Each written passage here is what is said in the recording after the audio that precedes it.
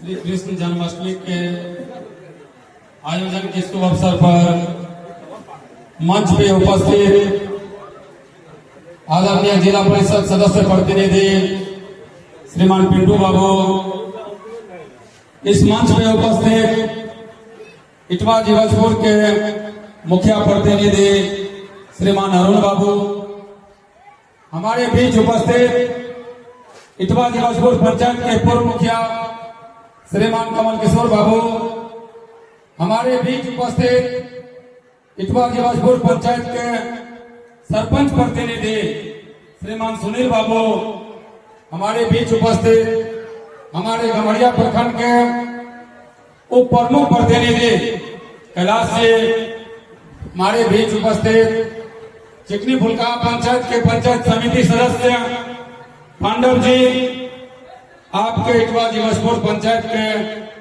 PACS अध्यक्ष मुरारी जी, यहाँ उपस्थित सभी हमारे गार्जियन टोला अभिभावकगण, हमारे बीच पुलिसकर्मीगण, नौजवान साथियों, मीडिया के साथियों, आज कृष्णाष्टमी के शुभ अवसर पे मैं आप सबों का हार्दिक अभिनंदन करता हूँ। साथियों, मेला का आयोजन आपसी सद्भाव भाईचारे के लिए किया जाता है। सदियों से ये परंपरा हमारे बीच में है कि हमारे पूर्वज मेला लगाते आए हैं। इसके पीछे बहुत बड़ा रीजन है। हमारे समाज में हर तबके के लोग रहते हैं, छोटे से छोटे लोग, बड़े से बड़े लोग।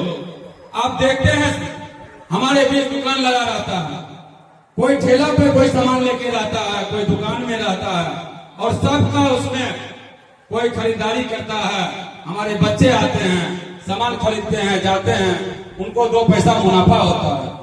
हमारा समाज इसी पे आधारित था, नीचे से लेके ऊपर तक। वो परंपरा हम लोग आज तक अपने समाज में निभाते आए हैं। थोड़ा सा इधर क्या हुआ, उस परंपरा में थोड़ा सा विकृति आ गई। हमारा जो सभ्यता और संस्कृति था, हमारा सभ्यता संस्कृति दुनिया के किसी भी देश इसकी बराबरी नहीं कर सकता था। हमारी सभ्यता और संस्कृति हम दुनिया को जो दिए, बाकी किसी देश में ये नहीं है। हमारा सभ्यता और संस्कृति कहता है जो आदमी जितना बड़ा त्यागी वो उतना महान। दुनिया में ये चीज नहीं है। दुनिया बोलती है जो आदमी जितना बड़ा भोगी वो उतना महान। यही फर्क है भारत में और पश्चिम सभ्यता में। हमारा धर्म ग्रंथ भी कहता है। आज देखिए हमारा धर्म पीछे क्यों रह गया। हमारा जो धर्म है ये ज्ञान पर आधारित है। हमारे पास जो वेद है, रामचरितमानस है, गीता है, उपनिषद है, ये जो चाहेंगे अज्ञानी आदमी, अशिक्षित आदमी उनको समझ जाइएगा, ये संभव ही नहीं है। आज साइंटिस्ट लोग वेद पे रिसर्च कर रहा है। समझिए जो हमारा पूर्वज, जो हमारा धर्म ग्रंथ को बनाया, वो आदमी कितना महान होगा। आज जितने लोग यहाँ खड़े हैं, भगवान कृष्ण को मानने वाले लोग, भगवान कृष्ण जो गीता का ज्ञान दिया वो घर में नहीं दिए, मंदिर में नहीं दिए, कुरुक्षेत्र के मैदान में दिए। जानते हैं क्यों? वहां अर्जुन कर्महीन हो रहा था, अपने कर्तव्य से पीछे हो रहा था। तब जाके भगवान श्री कृष्ण गीता का ज्ञान दिए। अर्जुन को ज्ञानी बनाने का रास्ता था वो, अर्जुन को पुरुषार्थी बनाने का रास्ता था। उस समय जरूरी था जो ज्ञान देना, वो भगवान श्री कृष्ण अर्जुन को ज्ञान दिए। भगवान श्री कृष्ण गीता में लिखे हैं जो मनुष्य स्वार्थवश मेरा पूजा करता है मैं उसको नहीं मिलता। यहां हमारे समाज में लोगों को लगता है कि मंदिर जाएंगे, 1 लोटा जल चढ़ा देंगे, भगवान खुश हो जाएंगे। अरे भैया, भगवान सब कुछ देख रहा है, तुम्हारे हर कर्म को देख रहा है। इसीलिए भगवान श्री कृष्ण गीता में बोले, अर्जुन तुम कर्म करो, फल की चिंता मत करो। मैं आप लोगों से कहना चाहता हूं, आप कर्म कीजिए, फल की चिंता नहीं करिए। कर्म भी कौन सा कर्म? वो कर्म जो मानव हित में हो। कर्म तो चोर भी करता है, डकैत भी करता है, उसको भी लगता है जो हम कर्म कर रहे हैं, लेकिन वो कर्म नहीं, वो मानव हित में वो कर्म नहीं है, उसके इंडिविजुअल हित में है। वो कर्म हमारे मानव के लिए दुखदायी होता है, पीड़ादायी होता है, इसलिए वो कर्म नहीं। भगवान श्री कृष्ण उस कर्म के विषय में बोले हैं जो कर्म मानव को सुख पहुंचाए, शांति पहुंचाए, जो आपके आत्मा को शांति दे, उस कर्म के विषय में बोले हैं। धर्म का सीधा सा मतलब होता है जो धारण करने योग्य है। ये आपको और हमको समझना पड़ेगा। धर्म का अर्थ है ऐसी धारणा रखना जो समस्त धारणाओं से आपको मुक्त कर दे, जो समस्त अंधविश्वासों से आपको मुक्त कर दे। आज हम आप लोगों से कहना चाहेंगे, हम यहाँ जितने लोग बैठे हुए हैं भगवान श्री कृष्ण के अनुयायी हैं, भगवान श्री कृष्ण को मानने वाले लोग हैं, तो भगवान श्री कृष्ण का जो प्रवचन हम लोग सुनते हैं वो अपने जीवन में उतारे। हम लोग क्या कहते हैं, भगवान श्री कृष्ण का आए, पूजा किए, बस चलते बने, कहानी खत्म। प्रवचन सुने, यहां से उठे, घर गए, भगवान श्री कृष्ण क्या बोले, धर्म क्या कह रहा है, कुछ अमल नहीं करते हैं। यही हमारे समाज का सबसे बड़ा विडंबना है। जिस दिन आप ये बात समझ जाएंगे, आपको संसारिक दुख कहीं भी नहीं रहेगा। मैं आप युवाओं से कहना चाहता हूं, आप समझिए आपका भविष्य कहां है। आप ही से ये देश है, आपसे ये समाज है। आप अपने आप को कहां रखे हैं, ये कभी सोचे हैं? नहीं सोचे होंगे। इसलिए नहीं सोचे हैं कि आपका आदर्श कोई फिल्म इंडस्ट्रीज का होगा, कोई क्रिकेटर होगा। काश यदि आप अपना आदर्श स्वामी विवेकानंद को मानते, भगवान श्री कृष्ण को मानते, राम को मानते, लक्ष्मीबाई को मानते, मीराबाई को मानते, तो आज हमारे युवाओं का ये हाल नहीं होता। आज का युवा पीढ़ी जिसपे कि ये देश है, हम लोग बोलते हैं, पूरा संत समाज बोलता है कि युवाओं से ही ये देश है। हमारे जो पूर्वज थे वो अपना जीवन जीत चुके हैं। हम और हमारे युवा हैं, इनको अपना जीवन जीना है। तुमको साथियों जब जीवन जीना है तो ये हमको सोचना होगा कि हमारा जीवन कैसा होगा। ये कोई दूसरा आदमी बताने नहीं आएगा। हम लोग क्या किए, अपने मार्ग से इतना ज्यादा भटक गए, इतना ज्यादा भटक गए कि अब इस समाज को बनाने में आज से यदि हम लोग लगेंगे तब भी कम से कम 50 वर्ष लगेगा। तो हम लोग जो अपनी सभ्यता और संस्कृति, मानव धर्मों का जो रक्षा करना था, मानव धर्मों का जो पालन करना था, ये सब कुछ हम लोग खत्म कर दिए हैं। अब कम से कम एक चीज आप लोग ध्यान दीजिए, एक चीज अमल करिए। यदि मानव रूपी शरीर में हमारा जन्म हुआ, अरे भैया मर तो कोई जाता है, जाएगा शमशान में, जला देगा, चल जाएगा। उसी लोगों का पूजा होता है, उन्हीं लोगों को याद करता है जिनका कर्म यहाँ अच्छा होता है। हमारे बीच बाबा साहब भीमराव अंबेडकर समाज के अंतिम पंक्ति के लोग थे। आज पूरी देश में समाज के अग्रणी पंक्ति के लोग हैं। कैसे? सिर्फ और शिक्षा की बदौलत, अपने कर्मों के बदौलत। आप लोगों से कहना चाहते हैं, आप लोग अपने जीवन को बनाने के लिए, अपने जीवन को सार्थक करने के लिए, जो मेरा जन्म हुआ है ये सफल कैसे हो, इसके लिए एक बार आप लोग प्रयास करिए। आप जो कर्म करिएगा, आपके जाने के बाद सिर्फ वही कर्म आपका याद रहेगा। दुनिया उसी को पूछती है। दुनिया सिर्फ और सिर्फ आपके द्वारा जो किया हुआ कर्म है उसी को पूछता है। साथियों, ये समाज को बदलने का युवाओं पे सारा दरोमदार है। आप जिस दिन चाह लीजिएगा उस दिन ये समाज बदल जाएगा। लेकिन दुर्भाग्य देखिए हमारे समाज का, आज हमारा युवा पीढ़ी इतना भटक चुका है, इतना भटक चुका है, लक्ष्य विहीन है। कोई लक्ष्य नहीं है उनका। सुबह से शाम तक माननीय मुख्यमंत्री नीतीश कुमार के द्वारा हर पंचायत में जो प्रयोगशाला खोल दिया गया है, हमारा युवा पीढ़ी जाके वहां पे दिन भर प्रयोग करता है। किस चीज का प्रयोग करता है? कौन टेबलेट लेंगे तो कितना नशा होगा, कौन सुई लेंगे तो कितना नशा आएगा, कैसे करेंगे तो कितना नशा होगा। ये हमारे समाज का, हमारे युवाओं का, हमारे पीढ़ियों का बर्बादी नहीं है तो और क्या है? किसके लिए विकास करेंगे? ये सरकारें जो बोल रही है जो हम विकास करेंगे, ये पीढ़ी ही हमारी नहीं बचेगी तो हम विकास किसके लिए करेंगे? कौन आएगा यहाँ रहने के लिए? ये किसी से छुपा हुआ नहीं है।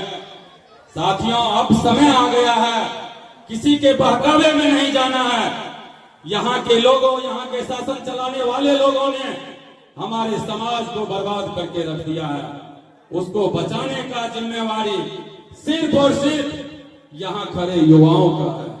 आप एक बार खड़े होइए, एक बार अपने परिवार के लिए, अपने समाज के लिए, अपने पंचायत के लिए एक बार कंधा लगाइए। दुनिया में कोई ऐसा काम नहीं है जो आप चाहेंगे और काम नहीं होगा। अभी तो सुने हैं ना, लोग चांद पे गया। कैसे गया? कौन गया? जो आदमी प्रयास किया वो चांद पे गया। हम आप प्रयास नहीं किए तो हम चांद पे नहीं गए। आप यदि इच्छा शक्ति आपका मजबूत हो, आप दृढ़ संकल्पित हो, दुनिया में कोई काम बड़ा नहीं है। आप ठान लीजिए, ठान लीजिएगा तो जो करना चाहिएगा वो कर लीजिएगा। और कहें मान लीजिएगा तब नहीं होगा। इसीलिए नहीं होगा कि गांव में एक कहावत है, गांव में यदि कोई लोग बोल देगा तो जाने छे गाछी जे बड़ा भुधा गाछी छे, तो 99% मानने वाले लोग हैं। 99% ये आदमी बोलेंगे जाके, इनको ये बोलेंगे, इनको ये, सब आपस में राय चर्चा करने लगेंगे। ये वो जाने छे फलनामा गाछी जे बड़ भुधा गाछी छे। लेकिन जो जानने वाला लोग होगा वो जानने का प्रयास करेगा वो बगीचा में सही में भूत है या नहीं है। हमारे समाज में दिक्कत क्या है? जानने वाले लोग बहुत कम है। 0.001 1 लाख में एक आदमी जानने वाले लोग थे। संत कबीर, संत तुलसीदास, ये सब लोग जानने वाले थे। स्वामी विवेकानंद, ये सब जानने वाले लोग थे। ये लोग बिरले ही पैदा लेते हैं। ऐसा नहीं है कि उनका जन्म हुआ तो उनको 4 गो आंख था, उनको 3 गो नाक था, 5 गो कान था, ऐसा नहीं है। हर मानव में वो एबिलिटी है कि आप जो करना चाहेंगे वो कर सकते हैं। आइंस्टीन के पास 100 में सिर्फ 6% दिमाग उसका यूज हुआ। हम लोगों का सिर्फ 3% दिमाग यूज होता है। हम लोग प्रयास करेंगे और वो कम नहीं होगा, सवाल ही पैदा नहीं होगा। आप अपने मन को, अपने आत्मा को शांत करके, अपने आत्मा को शुद्धि करके एक बार ईमानदारी से प्रयास तो करके देखिए। अब कम से कम अपने लिए और यहां बैठे बुजुर्गों से कहना चाहते हैं कि आप अपने बच्चों के साथ बैठा करिए। दिक्कत सिर्फ युवाओं में नहीं है, उन बुजुर्गों में भी है। याद करिए 90 से पहले हमारे यहाँ जो बुजुर्ग हुआ करते थे, हम लोग के दादाजी जो परदादा हुआ करते थे, यदि समाज में कोई समस्या होती थी तो एक जगह बैठते थे और वो चिंता नहीं करते थे, चिंतन करते थे। उन समस्याओं का समाधान निकालते थे कि बाबा यह बात चाहिए ना, चाहिए नहीं बा। आय कल की भेले, जिस आदमी को एक बेटा है उसका खाना बनेगा वो चूल्हा पे, और पिताजी माताजी का खाना बनेगा वो चूल्हा। एक बेटा और बाप का खाना एक जगह नहीं बनता है, कैसे समाज सुधरेगा बताइए? ये थोड़ा सा भी नहीं होता है कि वो मां ने जो 9 महीना गर्भ में हमको रखी, इतना कष्ट, इतना पीड़ा सह के हमारा भरण पोषण की, पालन पोषण की इतना बड़ा कर दी, उस माँ को, उस पिताजी को हम कैसे भूल जाते हैं? इतना भी हमारे बच्चों को, हमारे युवाओं को इतना भी शर्म नहीं होता है। साथियों, अब कम से कम एक बार अपने लिए, आने वाले पीढ़ियों के लिए, आने वाले भविष्य के लिए एक बार खड़े होइए और इस समाज को बचाइए। सबसे पीड़ा क्या है? हमारा समाज ही बढ़ चुका है। हमारा सबसे बड़ा दर्द क्या है? अब हम राजनीतिक तरफ नहीं जाना चाहते थे, लेकिन होता क्या है, राजनीति करने वाले आदमी हैं, बोलते बोलते बोला ही जाता है। सबसे बड़ी पीड़ा क्या है इसको समझिए।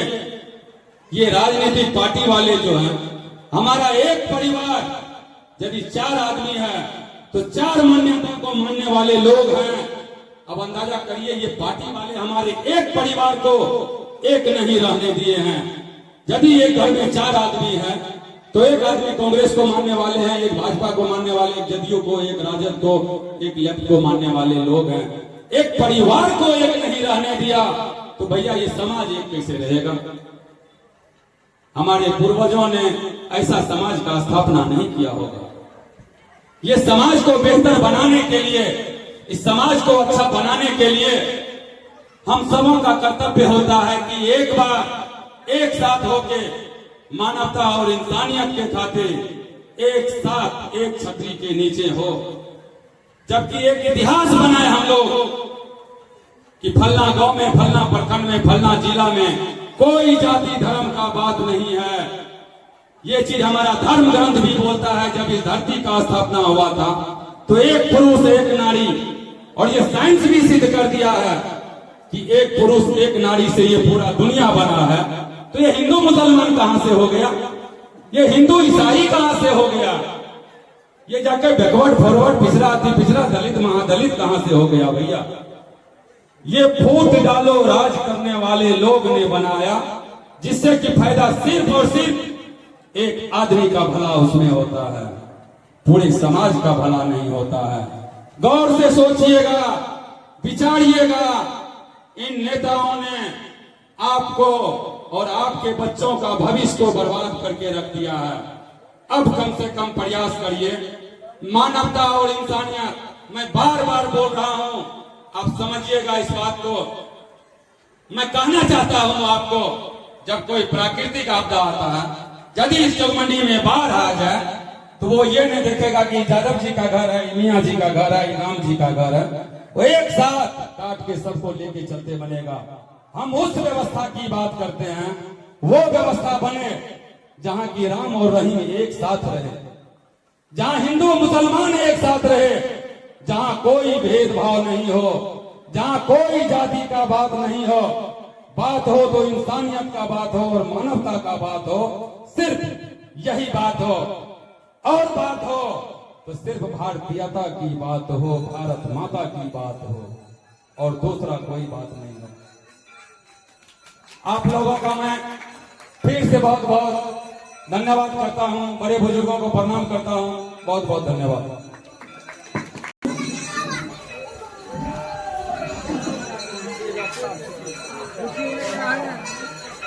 आगो से वीडियो बनाइए बुझलिए। ना ना फोन तो